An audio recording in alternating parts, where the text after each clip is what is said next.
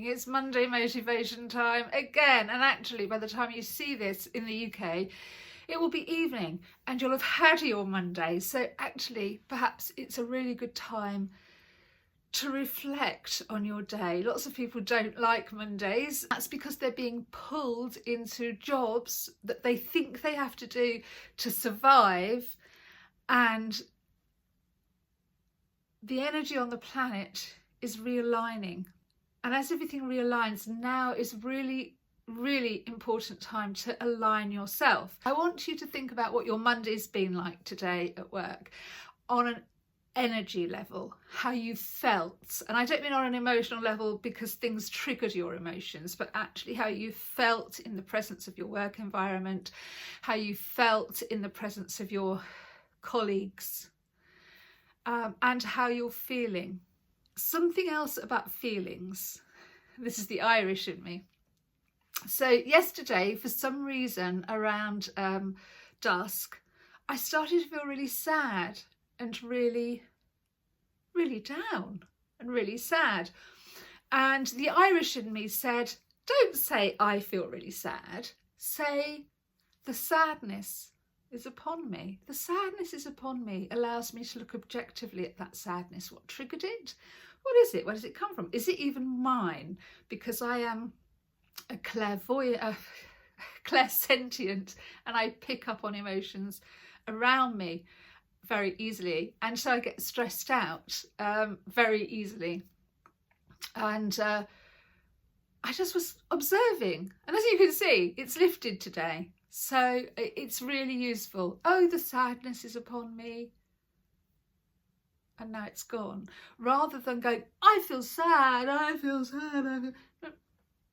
So today, how did you deal with how you felt in your work environment? We do a whole different thing, modules about how to identify, you know, if you've got a manager who's a psychopath narcissist, or maybe someone you work with, because this is really strong energy that you're going to be taking in. But also at work, are you engaged mentally and physically and emotionally with what you're doing? Does it allow you time to focus?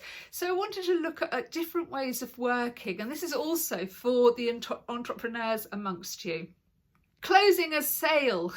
So I'm looking for auction lead generators, and it's like, but you need to close the contract. Oh, people are not, signatures on a piece of paper, right? It's about opening a relationship. It's about problem solving. If people want to auction a property, maybe they're distressed, maybe the property is distressed, maybe they need cash flow very quickly, maybe the property needs an input of cash flow, or there's another reason. For example, probate property, it's really hard emotionally when somebody dies, or if somebody moves into a care home. Closing a sale, you don't want someone to go in and close a sale. You want to open a relationship, find out what it is, what their difficulty is, and how you're going to help them solve that problem and support them through that process. So to support people, you have to be in your core as well. In business, we used to talk about generating leads, lead generations. That might be leaflets through doors. That's not a very efficient way of generating leads. And we don't really, we could do the funnels, the online funnels. Yeah, you're just a person on my database and I'm going to funnel you down. Obviously I use technology, but there's another way of working, and that's building a community of people who are excited as you are. So if you're building a company, build a community of people who are excited as you are. Many years ago, I ran Pomegranate Products Limited, and we made herbal toiletries. I'd love to do that again. I don't think the British economy is in quite the same position as it was before, but I just engaged in those days lead generators and salespeople who were really enthusiastic and motivated about the products. We were quite innovative in what we were doing. If you could do that, if you could be innovative in toiletries, because they've been around for thousands of years, right? But yeah, so let's push generating leads to a side, and let's start building a community and saying, this is what we do. This is what we do. We do healing. We do or we do property, or maybe you make teddy bears. I don't know, but this is what we do, and build a community of people who are as excited as you are. And if you go to work for someone else, make sure they're as excited as you are about that business, because then it will thrive. We also used to talk about transactional based business, and I'm on the autistic scale, so transactional relationships I'm good at, personal relationships not so good at, but transaction based business, yeah, I go in a shop, I buy a t-shirt, I give you the money, you give me the t-shirt, a transaction has taken place. But I was hearing this phrase being used in service industries, like universities, for example, saying, you know, because universities charge tuition fees, they've become transaction based, and that just feels to me not quite right, because it just implies that people are buying their diplomas and buying their master's degree. And I would hate to think that when I went to study with UCL Institute of Education and took my master's degree, that I was just buying it, you know. When I did my research dissertation, I was told, you know, I achieved a distinction, and it was good, and I wanted to believe my professors, not have a thought that it was transactional, and so I'm the customer and therefore you have to see me through this course.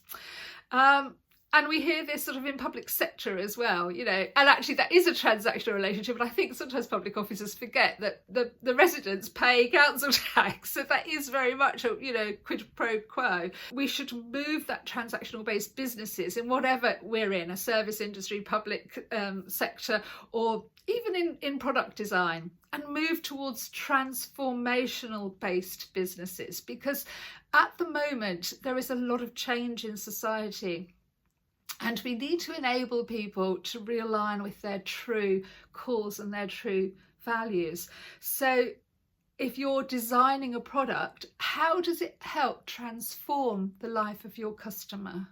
If you're employing people, beyond the obvious transformation that you're giving someone a job and some money, it becomes transactional again. How can you help to transform that person's life? And I think we're talking beyond just continued professional development or opportunities for training. I think we're looking at actually how can we build a community of workers who are just as excited. How can we harness their excitement? How can we transform? So transformational based business is also not top down. It's also saying, if I employ someone to do X and Y, but then they also say, how about doing Z? That maybe we take that on board. You know, we go, okay, is this worth investing in? Not the person's always worth investing in. Is their idea worth investing in? So transformational based business. So this is where we really need to be moving into. I mean, the last one, like hustling and pushing and selling and, you know, oh, buy one get one free, and you know, push, you really need this. If you bought that, you need this. Amazon does that, doesn't it? Oh, you're looking at this, buy this as well.